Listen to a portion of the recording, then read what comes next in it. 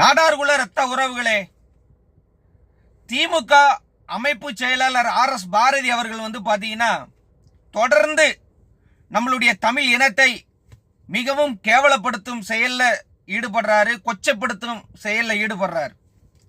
என்னன்னு சொன்னீங்கன்னா, தமிழர்கள் கொஞ்சம் படிச்சு ஒரு பட்டம் பெற்றுட்டாலே அது திமுக போட்ட பிச்சை என்பது. அதே போல தமிழர்கள் படிச்சு பட்டம் பெற்றுட்டா நாய் கூட பட்டம் பெறுது அப்படிங்கிற மாதிரி தொடர்ந்து இழிவுபடுத்திக்கிட்டே வர்றாங்க. முதல்ல இந்த திராவிட இயக்கங்கள், இந்த திராவிட சித்தாந்தம் இந்த மண்ணில் எப்படி வருது அப்படின்னா, நாடார்குல இரத்த உறவுகளை நல்லா தெரிஞ்சுக்கிடுங்க.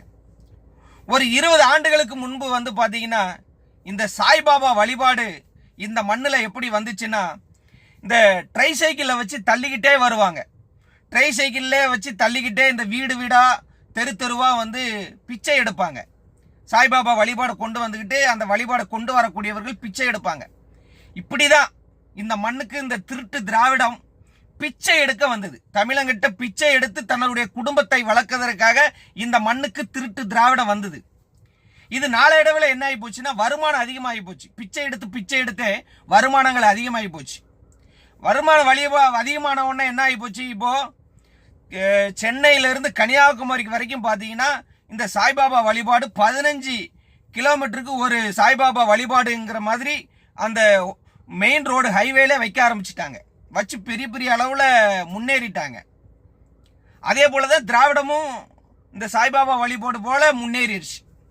முன்னேறி இனிமே என்ன ஆகும், கொஞ்ச நாள் கழிச்சு அப்படி கோயில் கட்டுவாங்க, பக்கத்திலேயே ஒரு சின்ன பள்ளிக்கூடம் மாதிரி கட்டுவாங்க.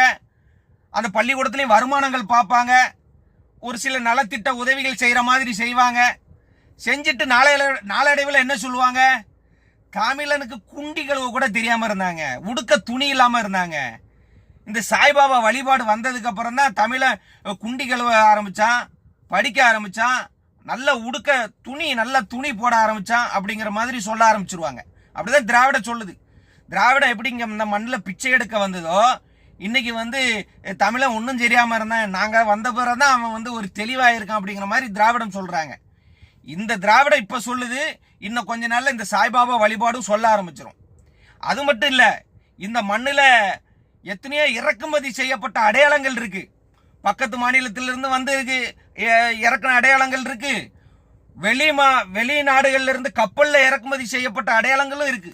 எல்லா அடையாளமும் சரி இந்த மண்ணில் பிச்சை எடுக்க, கையேந்தி பிச்சை எடுக்க வந்த அடையாளங்கள் தான்.